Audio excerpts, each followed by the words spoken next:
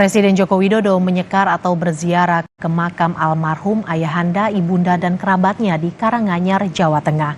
Presiden Jokowi dan keluarga berziarah ke kompleks makam keluarga di TPU Mundu, Dusun Mundu, Desa Selokatan, Kecamatan Gondangrejo, Karanganyar pada Sabtu siang.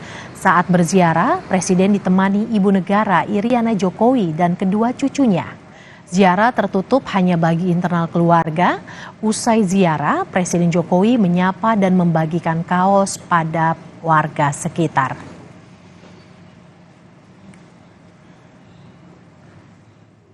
Siapa aja Bapak? Dengan Ibu Iriana dan atas dan Pak Sendiri. Ini kelihatannya cepat sekali Pak ya. Kira-kira berapa lama tadi Pak? 15 menit kurang lebih. 15 menit. Oh, iya. Biasanya kalau ini setiap tahun ya Pak di sini Pak? Ya, rutin. Rutin Pak.